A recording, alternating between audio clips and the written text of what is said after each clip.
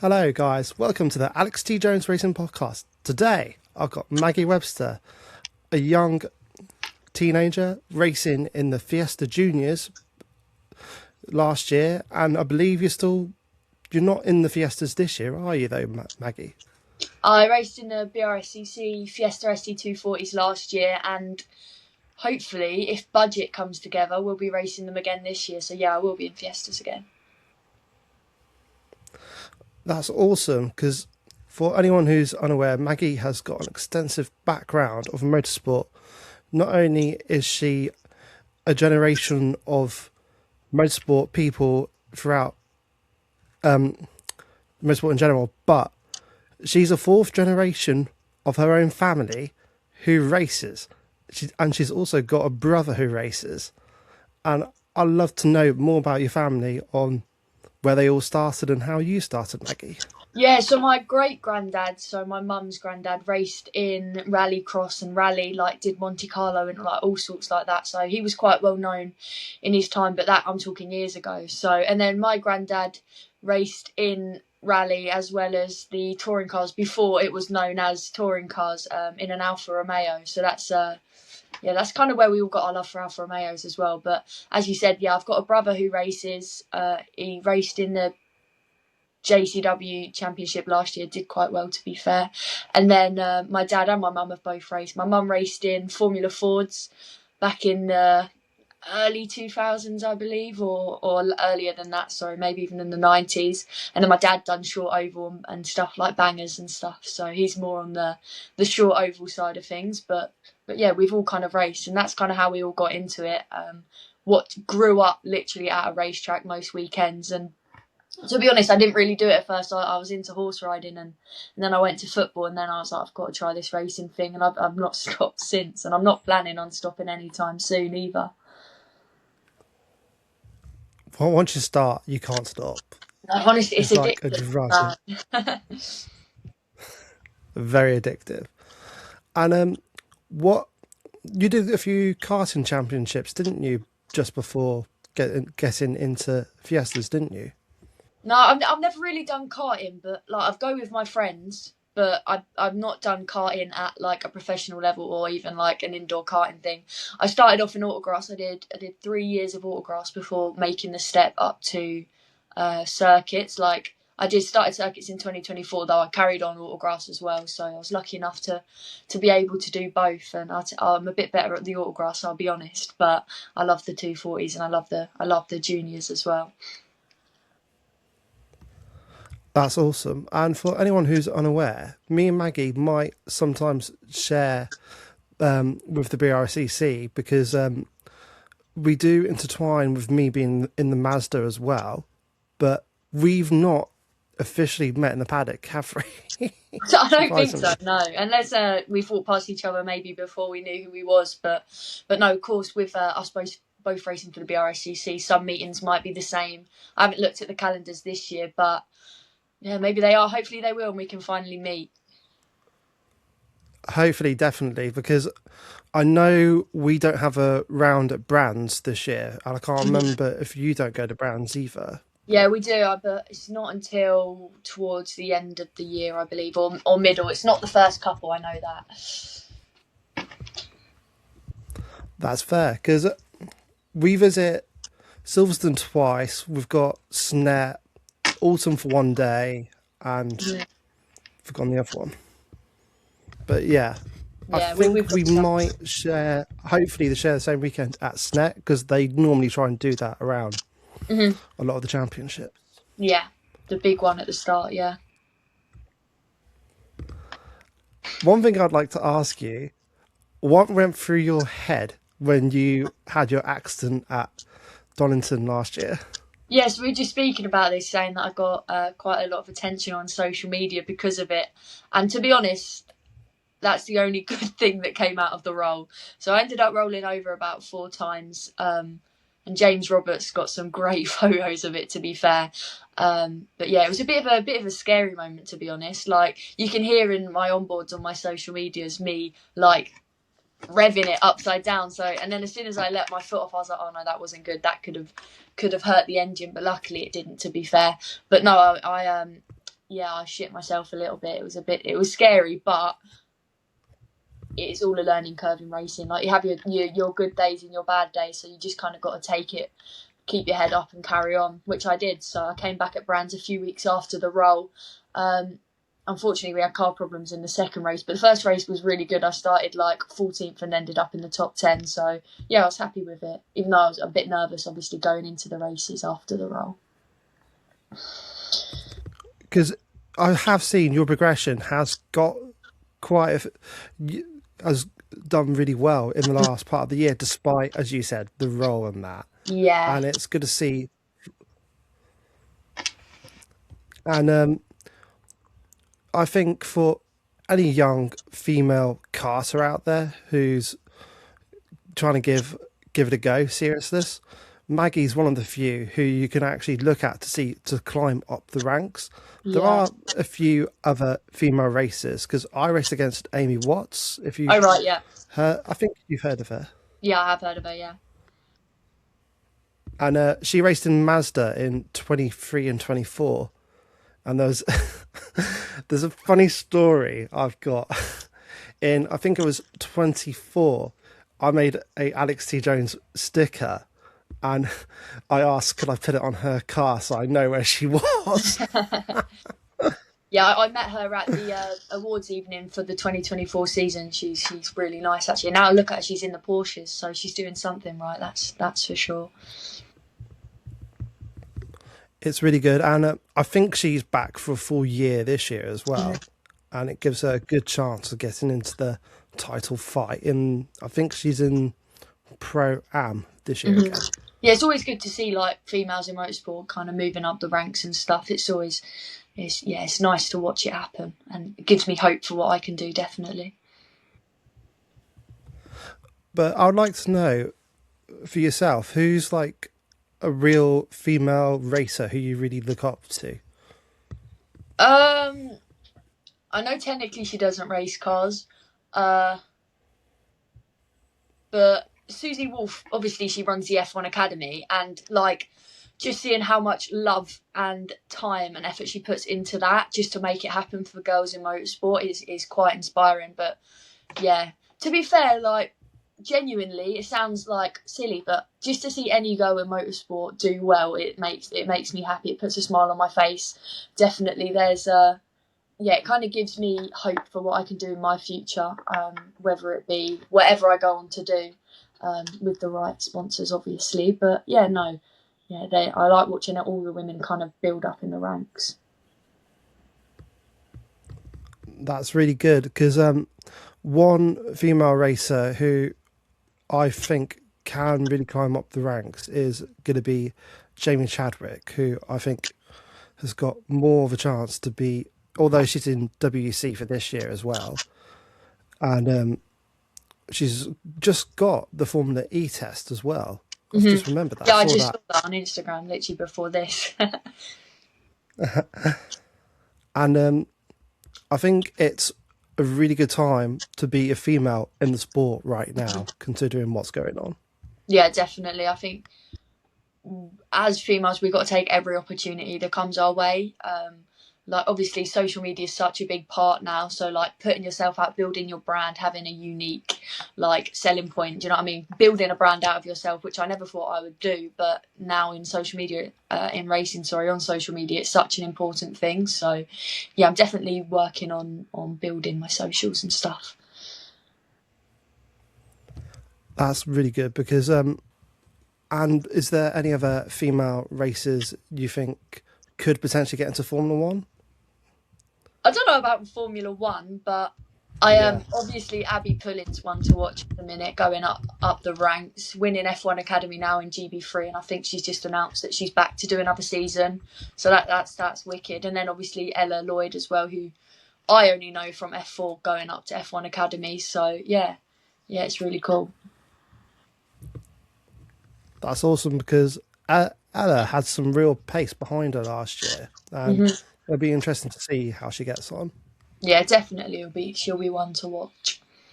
And in your total future aspects, what do you plan on getting into? I've kind of got like two sides that I'm hoping to go one direction either way.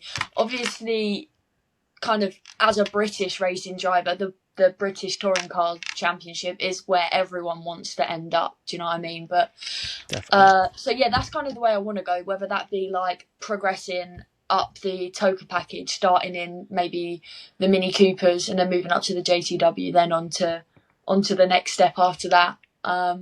Or kind of the other route is the single seater formulas. But me being a circuit driver in tin tops, I've only really ever done cars. Do you know what I mean? I've never done single seaters, though that is definitely something I would do, like going into F4 and then up to F1 Academy. But to be fair, the budget's just not there at the minute, though I'm trying hard to get sponsors, obviously, literally every day. So yeah, I kind of, yeah, it's like complete opposite that I want to do, but either one will be all right. You're still young. You got time on your side. Lucky enough to Yeah, I've do got it. time, but yeah, I want to get there at a decent age. I don't want to be doing it at 40. So Very scary. Now. I'm only 7 years away from 40, and it's like, oh god. it's right. You've got plenty of time. I mean, look at Fernando. Yeah, exactly. He's still a rookie, so it'll be all right. And have you got any Formula One stars who you really look up to as well, or not? Not To be really. fair, I wouldn't say I look up to any Formula One drivers because I never really grew up around Formula One. I grew up around touring cars, but I do love watching F1. Like I love sitting, ideally Sunday afternoon, not a really early Sunday morning like Australia race. But yeah, I love just sitting there with all my snacks and my family. We all love watching the F1. So yeah, I support McLaren, obviously, and Lando Norris, and then one of my favourite drivers as well is Alex Albon. So they're my kind of two that I love watching. But yeah, I've kind of grew up more with the touring cars and not the F1. Though I love watching it. And Drive to Survive, great series. So yeah.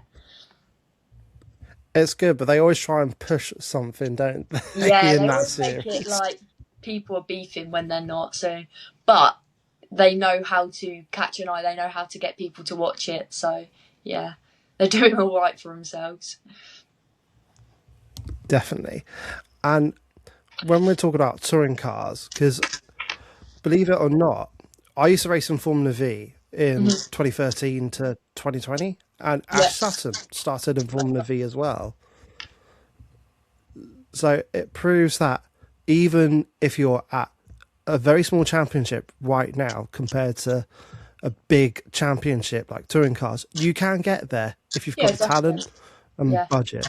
yeah, yeah, definitely. I think budget gets you further than talent, unfortunately. But if you've got the mix of both, then you're bound to go far, definitely. But yeah, Yeah, but I'll definitely say though, give single seaters a chance. yeah. Whilst if you If do, I if the like I said, obviously as a female in motorsport or anyone in motorsport, you've got to take every opportunity that comes your way. So if an opportunity did come that I could have a go in a Formula Ford or even like, do you know what I mean, any single seater, then I'd 100% do it. Like if anyone offered me a drive in anything, I'd probably take it for the right price. So that'd be good because I might I know a few people who I could point you their way. yeah, that would be helpful, obviously. But yeah. Yeah. And if we're on motorsport in general, is there what would you say you want to do realistically after Fiestas Uh, if you had the money? well, if money wasn't an option, I'd jump straight into touring cars. But obviously, I know that's not a realistic goal. But like I said, there's kind of two ways I'd rather go. It's more, would I go into the Toka package in a tin top, or do I go into some sort of single seater? Obviously, budget wise, tin top's more realistic because there's kind of steps above Fiestas that aren't a massive jump in price range, like the mini challenge, whether that be JCW or the trophy class. So to be fair, I'd be happy to go and do anything, even if I stayed in Fiestas for a couple more years. Obviously, I want to progress, but if I don't have the financial backing, I'm just grateful to be out in anything. That's awesome. And speaking of Fiestas, actually, because you've got the Fiesta Juniors for the entry level, and then, and as you said, you've got the ST 140s. But is there another Fiesta Championship you can realistically go into, or is that just Yeah, the I end guess so. result? Yeah, so you've got the Fiesta ST 150s, which is the Mark 6 shelled 2 litre engines, which is cheaper than the 240s, but it's still kind of it's good for what you get for what money you pay. It's a really good championship to be in. I chose to do the 240s because I raced a 150 shell in juniors, so I kind of wanted the change instead of just carrying on the same thing. And obviously the 240s are a lot faster and they're on bigger slick tyres, so it's definitely more of a challenge, but 150s do look like a lot of fun.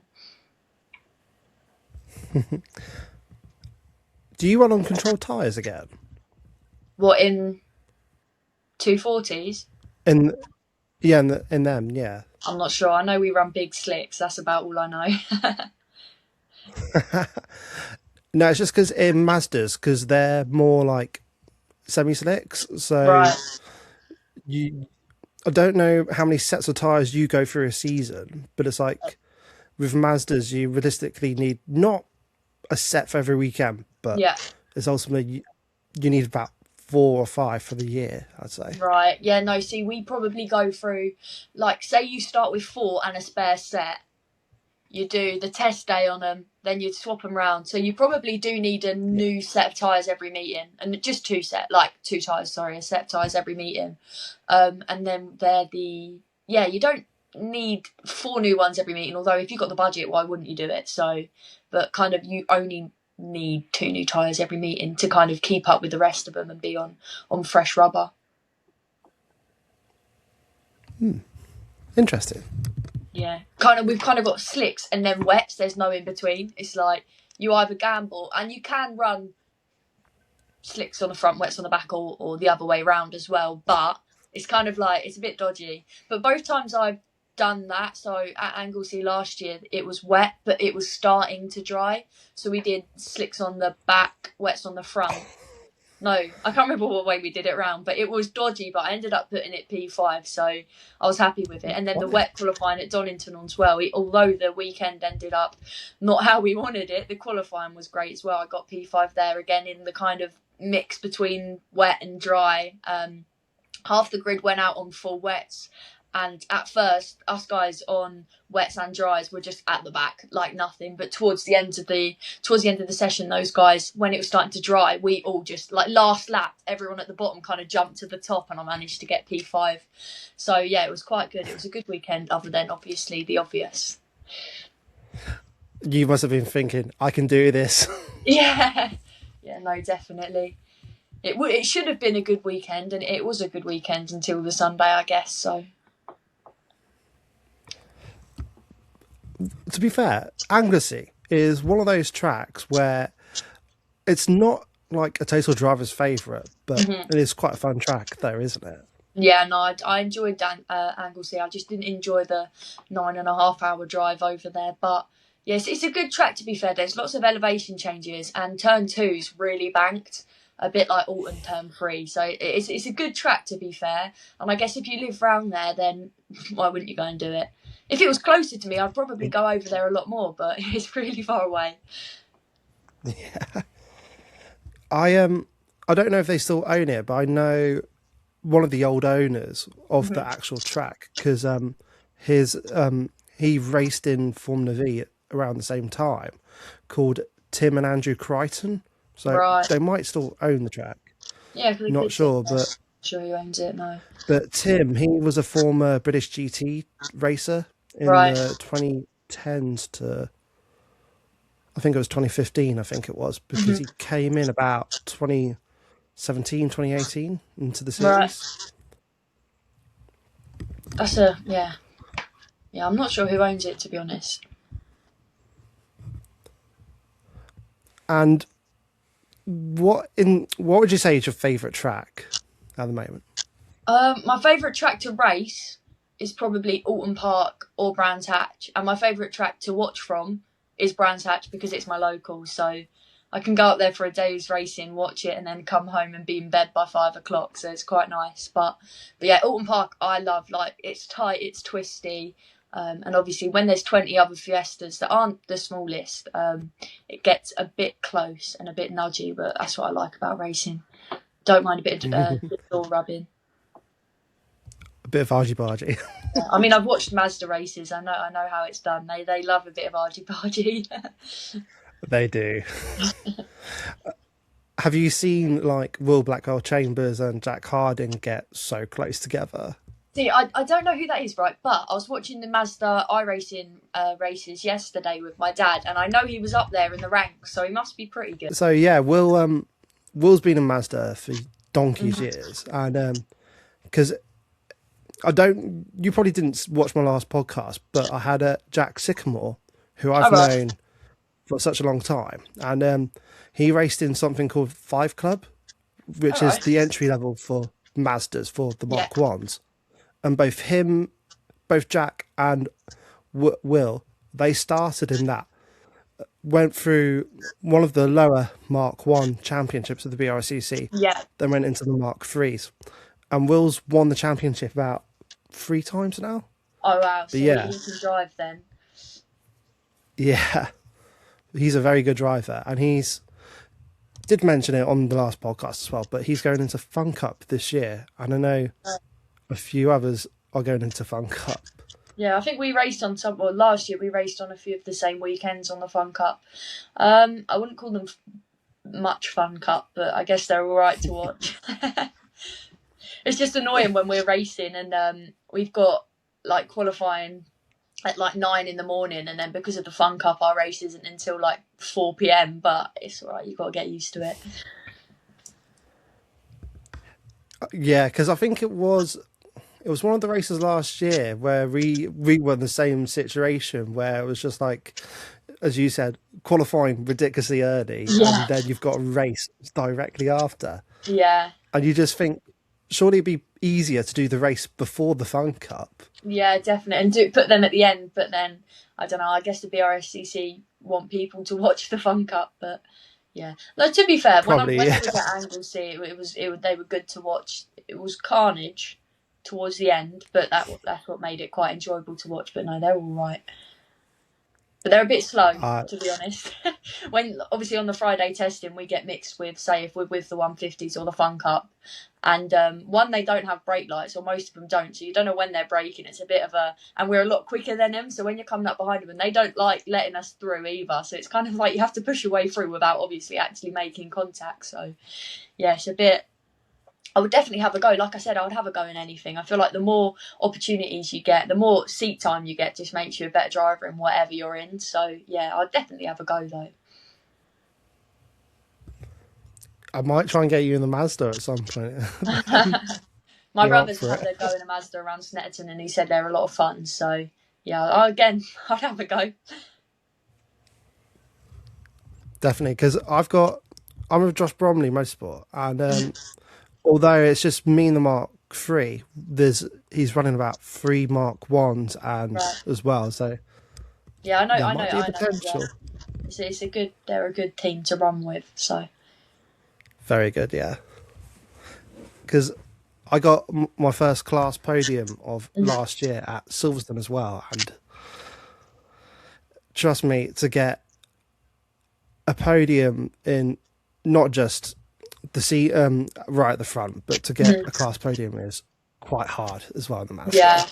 Yeah, it's the same as the Fiestas. So you got the Pro and the Am class, and the Pro is for people who have kind of been in the championship before or come into the championship after winning a different championship, and then the Am's for people who are making their way up the ranks but also kind of new to the sport. So I ended up finishing 3rd in Am this year.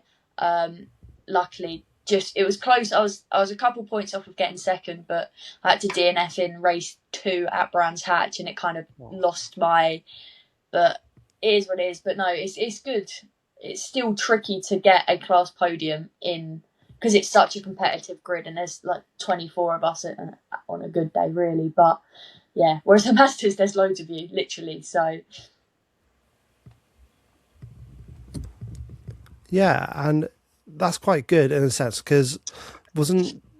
I know Jensen Brickley. He did the Fiesta Juniors, and didn't he just go straight to TCR after? No, he actually raced in the 240s as well. So in 2022, I believe, or 2021 or 2022, he went into 240s and he won the championship, because then the following year my brother went in and he also won the championship. So it does prove that 240s are a good stepping stone if you want to go up and do something else. Like obviously, Jensen Brickley's now in TCR Europe and Albert's in JCW. So it's definitely somewhere, like, if you haven't got the most budget in the world but you want a competitive grid to race on, the whole grid's competitive, whether you're kind of new to the sport or you've been doing it for a while. It's definitely kind of where I would go. Because I'd imagine the Fiestas are probably going to be a similar budget to Mazdas, or maybe a little bit cheaper. Because I'm not going to discuss actual figures on the podcast. Maybe we can do it after the podcast. Yeah. But yeah, I imagine it's fairly cheap. I don't know. See, that's the thing. I don't know how much a Mazda season kind of costs. So, but I'd say it's cheaper than a lot of things. But it's still, you have to pay good money because it's a good championship to be in, I guess. So, yeah. Yeah. And is there any other championships in the BRC you might consider as well, if you wanted to? I mean, obviously I raced in a Mark 6 Fiesta in juniors and I've still got that now. So I could easily convert that into a 150. It's nothing mechanical. It's just like bodywork to get it to get it to match the regulations. So I could go out in a 150 or even my brother go out in it. But obviously I want to focus on the 240s at the minute. But like you said, I'd have a go in the Fun Cup. I'd have a go in the Mazdas. Obviously the GT is pretty cool, but that's not really the way I want to go. Although I love GT racing, it's more the touring cars and stuff. So yeah. Because I imagine, I don't know if you've had to go in the Burkett 6 hours for the 750, but I imagine you could put the Fiesta in there if you wanted to as well at the end of the year. Yeah, so you know the Race for Remembrance race they did at Anglesey, December or November? November. They my team, who I run with, JLW, did it a few years ago. So I guess you can take the 150 or the 240 into races like that. So it's handy. Luckily, we own the car. So if we wanted to do something like that, we could. For Mazdas, it's a bonus to own it. But I imagine as well with the Fiestas, I'm not saying there's always going to be something happening, but I imagine owning the car is a lot easier, definitely, rather than renting, I'm guessing. Yeah, not only that, but it's kind of, you don't have to then pay the team a car rent fee. You own the car and then they run it for you. Although we run with JLW, we as a family, we run my car ourselves under the JLW name. So if we ever need them to, we need to change an engine, thank God, touch wood, it's not happened yet. They're always on hand to help us out. So yeah. That's good. And is there any in the Fiestas as well? Is there Sassel regs where they look at it and just are like, you can have a few modifications or not really? I'm guessing it's pretty standard. Like you've got the body kit, you've got the roll cage.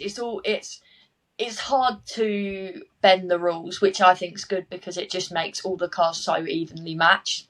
I've never tried to bend the rules, but I mean, yeah, it would be pretty hard to do so, which just makes the championship even better. Yeah, because you want it completely fair no matter what.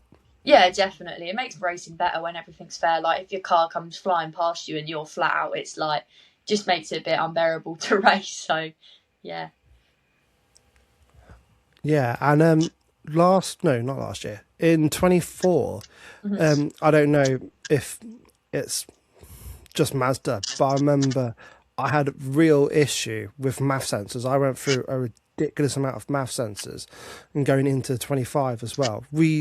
I counted, it was like 6 or 7 MAF sensors. And It was like, the reason we discovered was at Cadwell, we took the cat out and discovered it was severely blocked. Oh, right.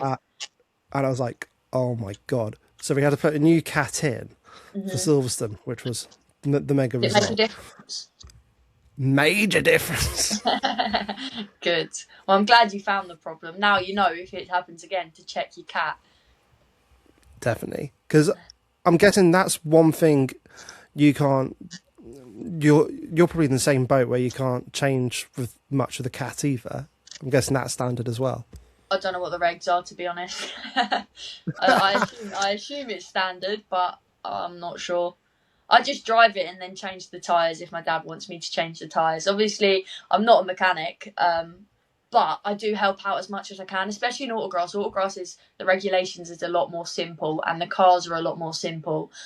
So I help out quite a lot in my autocross car. Although I recently got a new one, which is a lot less simple and a lot more tricky to work out, but it is really cool. So yeah, and it's a big step up from what I was doing last year or the past 4 years, and now I'm in this. It's going to be like rear wheel drive, whereas before it was a front wheel drive, a bigger engine, and it's a mini pickup truck with a completely, like, I wouldn't say space frame, but it's literally just a light shell that weighs nothing in a roll cage with an engine in the back of it. So it's going to be cool.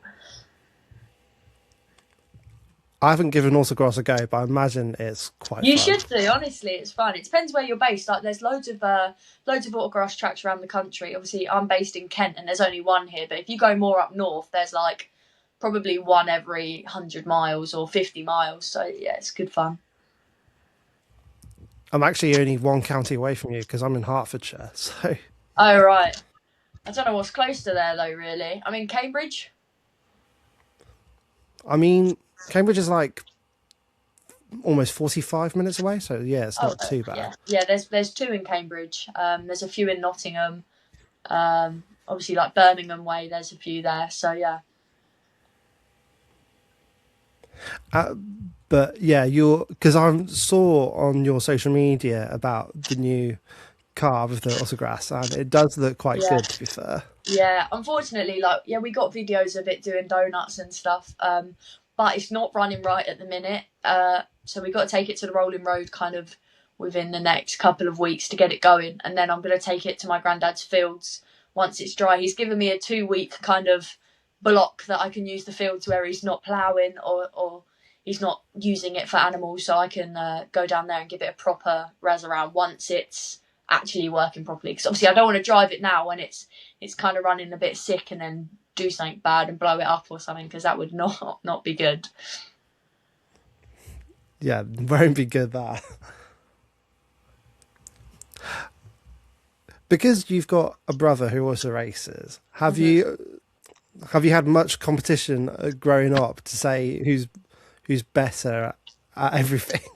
Well, to be fair, he's got a 4, 5, probably more like 6-year advantage on me. Like, he started racing when he was 6 and I started racing when I was 13, turning 14. So he's definitely got a one up on me there. But I will admit now, he is, I don't want to, but he is better than me on the circuits. Obviously, he's gone further than me, and he does help me on race weekends, like coach me and kind of teach me.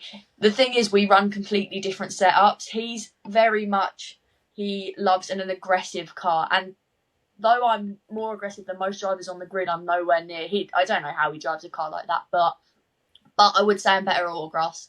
I've got 4 more championships than him and a lot more wins. So yeah, I'd say I did have the better car, but it doesn't matter. It doesn't matter.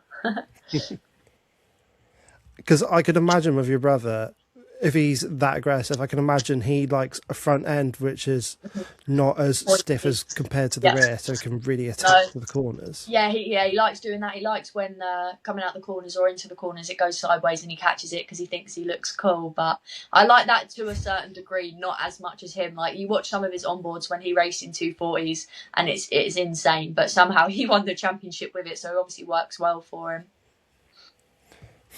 That's good, but it's not necessarily good for the tyres when you're going sideways like that. No, not good for the tyres or my dad's bank, so. And would you say as well, because your brother, I don't know if he's going to be racing in minis again this year. I cannot confirm or deny. No, I'll be honest. I'll be honest. Obviously, we don't have the budget of maybe other drivers in that championship. So unless we find a sponsor that can pay like all of it, I highly doubt he'll be out in the minis again. Unfortunately, because it is such a great championship, and he was making a lot of progress. But due to budget, it just can't happen. But you might see him out in maybe a round of 240s or a round of 150s. Who knows? Like he'll be out to have a lot of fun in whatever he races in. He's also really into short oval racing because obviously that's where he started his career, and he likes the look of the 1300 stock cars and things like that. So maybe if he asks mum and dad nice enough, they can help him out with funding that, but I'm not sure.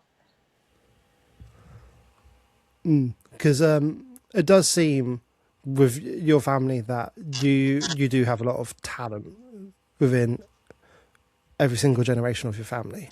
Yeah, I've definitely got the most talent in my generation. No, I'm joking, but no, yeah, definitely. I love the confidence, Maggie. Yeah, my dad won a championship in short oval. My brother's got world championships and stuff like that. I've got club championships and national final titles to my name. So, and then my mum just had a good time, to be honest. She just liked going out and crashing into people.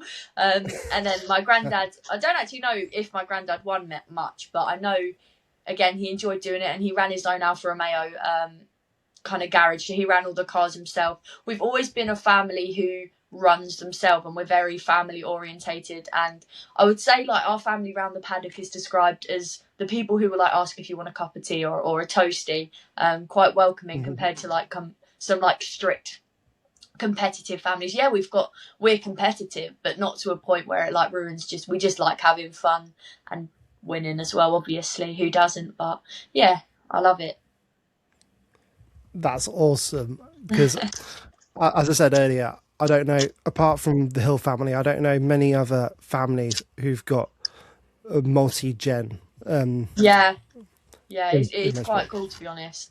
I did a questionnaire on my story recently, and someone asked kind of how many generations of racing drivers my family's had, and I put a picture of my car, my brother, my dad, and my granddad, and I couldn't find one of my great granddad, unfortunately. Like, we got one on the wall, but I haven't got one on my phone. But I had so many people reply just saying it's insane how I'm fourth generation. But I guess, like, to me it's normal, but when you think about it, it's wicked. It is cool.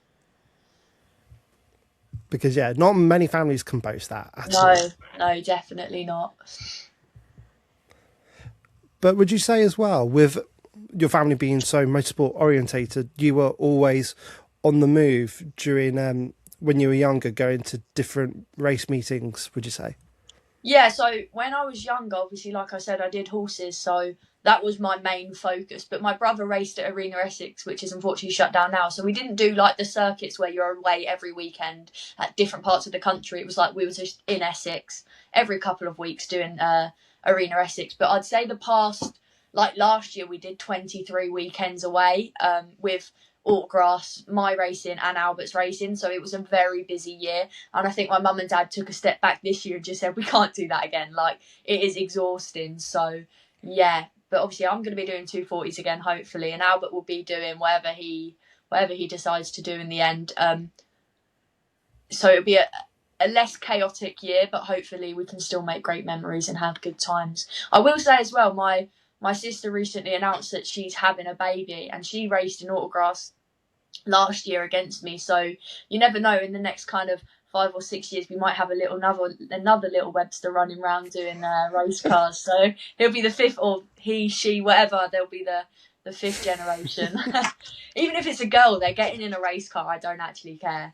I will be their mentor. I'll teach them how to drive, but they're getting in a race car. Are you getting there before Albert does? Yeah. I'm gonna be the cool auntie. He's gonna be the boring uncle. Sweet. Because that'd be amazing to see a fifth generation. Yeah, obviously not right now. Give it 5, maybe 6 years, and we'll get him out in an Autograss car or something around the fields. But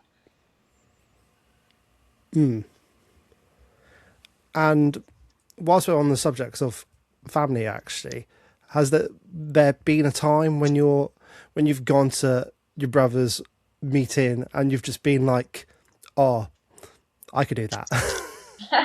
Not necessarily that I could do it, but going to when he raced in the Toka package with the JCW last year, like being around the paddock with the touring cars, with the people like who genuinely love the sport, it made me really want to be in a paddock like that. Obviously, the BRSCC is great, but it's not a Toka package, is it? So, yeah, going to Albert's meetings and stuff makes me want to work harder to be there and get into that position.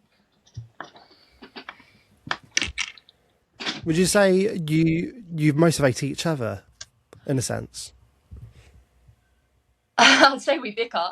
Yeah, we motivate each other, but maybe not in the way normal siblings do. Like, so for example, in my first year of juniors, he like coached me, so he never got out in the car with me, but he'd look back at my footage, and if I genuinely did something wrong, he would just tell me I was bad. It was kind of like tough love, really, but it made me. I went and put it on pole at the last round. You know what I mean? I had some great finishes in juniors. Became the first female to put it on pole in the Fiesta Junior history, and like when I did that, he was buzzing for me. So I knew I did well. But yeah, usually it's like we help each other in different aspects of racing.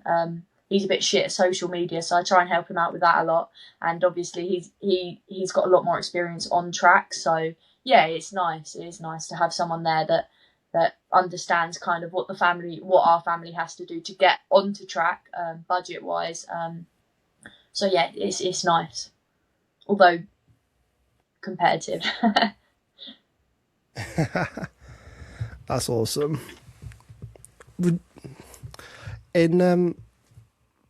Sorry, lost train of thought for a second. Would you say you've in British touring car terms, I know we mentioned it earlier, but would you, because I know BTC Racing had their own like academy. If there was another academy available, I'm guessing you would try and get on that if you could. What, like the Speedworks Junior thing? That's it. Yeah, right. That's the one. Yeah, obviously I'm not in juniors anymore, but I do think I would to a point. If it's like means me spending double what I actually have to do just to have a big name on the side of my car, I probably wouldn't. I'd rather do it just by hard work. But it depends. Like you say, if an opportunity came around and it was a good deal, then you couldn't say no. But yeah. And you briefly mentioned as well F1 Academy earlier, and I don't know the criteria for how you can apply, but yeah, that'd be something pretty cool if you could do that as well. Yeah, I think it's more of if you impress someone or the right someone and who you know in motorsport, and yeah, you I don't know if you necessarily apply. It's more of you've got to kind of show how good you are in other categories and hope someone just sees you and be like, yeah, that one, I want her. So yeah, I'm just going to carry on what I'm doing, to be honest. Obviously, single seater, if you go down that route, it is quite expensive, though it is what I want to do. But yeah, I've just got to keep kind of grinding on social media and hoping someone sees the right post and likes it. Definitely. And I know with the juniors in particular of the F4s that they almost do like an entire year of testing before they actually go racing. Yeah, it's crazy. It's crazy. And when you look at budgets compared from us to Formula 4, it's just, unless you've built into a family with incredible wealth, it's not possible for the normal likes. Yeah, like I mean, testing, yeah, it's definitely needed, but I think if you haven't got the budget to do testing, it's not the end of the world. Like, obviously, I don't really go testing in the off season. I have the odd, like last year I had one test season in the 240 but test session, or test day, but that's literally because I'd never driven the car before and it was completely new to me. And I do think that we will do one kind of in the next few months before I go back out again, just to get back into the groove. But we always try and make sure I do the Friday testing before a race weekend, if it's not full, or just to kind of go in, especially because when I was in juniors I didn't know the tracks. It was my first year in circuit, so I didn't want to go into the weekend, like the race weekend, go into qualifying and never have driven the track before and be a bit like, oh my gosh. But obviously I work with a company called Sim Motorsport, and they I'm an ambassador for them, and they let me go up there and use their sims and just get used to the tracks in the closest cars possible that they have on their database. So yeah, it definitely helps going and using the sims, just to learn the track, like learn kind of how it works, where you're good, where you're not necessarily good, and stuff like that. So yeah, testing's important, but I wouldn't say it's vital if you've got the talent anyway. Definitely, because I did see your post about Sim Motorsport actually, and that is very good that you're ambassador. And Yeah. are you majorly into your Sim Motorsport as well? Yeah, so at the minute I use my brother. My brother's got a sim that he got for Christmas a few years ago, but obviously he's here, so I can't use it all the time. So I'm currently saving up all my money after work to build myself a sim. I've got the sim rig, the monitor stands, the seat and stuff like that. I've just got to buy the PC and the monitors at the minute, so I'm working towards it. But yeah. But obviously becoming an ambassador for the second year for Sim Motorsport is really good. I love working with them, and they've got this new thing called Sim to Track, where they're going to take drivers who have been either through their sim school or just go there onto track with drivers like me and Thomas Merritt as well. I know he's involved, where we get in the car and go out with them, and yeah, kind of give them a bit of idea on how to drive. Obviously they're going to know how to drive, and most of them will probably be very talented, so it's just more making sure they're doing the right thing and giving them advice where needed. So I'm really looking forward to doing that, because I've kind of never done anything like it. So yeah. That's good. And I've actually got a funny story about Thomas Merritt whilst No. you've mentioned his name. There was one meeting, I think it was either SNET or potentially Anglesey in 24. And I was sharing the same hotel as them, and I Yeah. bumped into them in the restaurant, I think it was. And it was just like, I didn't recognize it was Tom straight away, and they were like, oh, really nice to meet you. And it was just like, yeah, it was quite cool but funny at the same time to No, bump into them. Thomas is a lovely kid, and his family are also really nice. I'm quite close with them because they're based in Kent as well. So obviously we both work with Sim Motorsport, who are also based in Kent, and then raced each other in juniors, and then raced on the same kind of meetings last year as he was still in juniors, but I moved up to 240s. So yeah, he's lovely, and obviously he's just had a spinal surgery, so I hope he recovers from that really well and gets back out into senior racing. I believe he's in next year, so yeah, it'll be cool to see what he's doing. I've heard rumours of what he's looking at doing, and if he does get to do them, that it would be wicked to see another junior driver go far. Yeah, it will be. And hopefully Tom does recover well from his surgery as well. I forgot about his surgery. Yeah. Because it was either Tom or one of the other Fiestas. I saw that they were testing the Ferrari, I think in Spain, I think it was, recently as well. I know Thomas was out in a Mercedes GT3 or 4. I don't know who was in a Ferrari though. But Because I can't remember if Tom's actually in that, that Ferrari academy thing. He's in that. Yeah, that's quite cool. I'm not sure if he tested one. If he did, I mean, that's pretty sick, isn't it? So, yeah. Yeah. Because I think that's another good thing with forgotten the name of the team at Silverstone for the Ferrari, but I think it's Oh, what, the Ferrari team? Oh yes, yeah, no idea. It's Ferrari something. I've forgotten, but I think it's a good initiative for the youngsters for their driver academy, because it can actually push them through into senior motorsport. Definitely. And I'm sure there's lots of people in the academies like that who kind of have connections with big names. So it's always good to get your name out there and your face out there as well, attending things like, or joining academies and sort of things like that. Yeah. And would you? I'm guessing you'd love to do endurance racing as well. It's not something that I'm like aiming for. I've got the opportunity to do the Brands Hatch KA endurance race. I think it was 8 hours. But I don't know. I've got ADHD, so driving for me is like, I love it. I do, but I'm not sure how I would put up with long stints. Like obviously like hour stints, yeah, that's fine. But doing like 2.5 hours, like the 24 hours on the sim, I got asked to do it with a team with a really good group of people, and I was like, I don't know if I can do 4 hour stints. Like I'd just get distracted or something. But again, No, if but you're it's just like, head around, I'd do it. But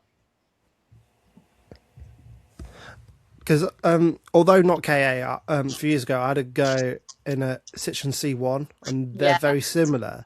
yeah, And I'm guessing with the KA, because you can literally go around the corner and you just put the radio on by accident. yeah. Yeah, no, I'd have a go in the C1. I think, like the 24 hour out in Portugal. A lot of my friends did that this year, and it looked like a whole load of fun. I'd do that, or even the C1 24 hour at Silverstone. Again, look pretty cool. It just depends. I feel like I'd have to do it with obviously a good bunch of drivers, but also good friends, so it'd be fun as well as competitive. I'm pretty sure if you talk to Jensen O'Neill going, he might be able to help you as well. Yeah, I'm good Because I friends know with he's them, done.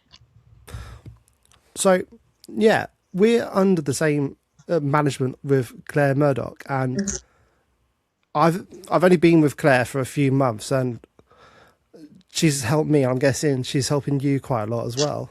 Yeah, I mean, I started on social media because I went through the Sim Motorsport race school, and they kind of said, if you want to go far in racing, you've got to have a good social media backing. So I was like, yeah, go on, I'll give it a go. But I had absolutely no idea what I was doing. And not only that, I was kind of embarrassed to post stuff like that, like with my face in it and whatnot. And Claire kind of gave me the ability to be confident enough to post reels with my face in, talk to the camera, and yeah, like I started social media only 2 years ago, and I've got quite an all right following base. So yeah, I'm happy with kind of the progression I'm making. And Claire's always there if you're confused on what to post or do you know what I mean, on what to post, you can always just give her a bell, and she'd always be happy to help you out. So, and obviously she helps me with the sponsorship side of stuff as well. Always working hard behind the scenes to put all her drivers in with sponsorship. So yeah, definitely someone. She's on my chest, but definitely someone I would recommend working with. Definitely, because don't know about you, but it's like looking at that app, and it's just like, and then you're just plunging away so many sponsors to see who you can see. Yeah, but the right people will reply to your sponsorship, if you know what I mean. Like, obviously, it's hard to get money out of businesses, especially this kind of at the moment when no one has any money in a business. So you kind of, the right person will come around. You just got to be patient with it. Definitely. Right. Before we go, what's your socials again, so everyone can go give you a follow?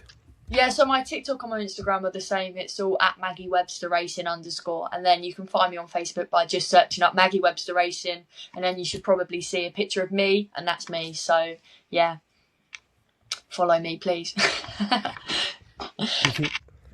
And hopefully some sponsors come along her way as well. That would be very nice.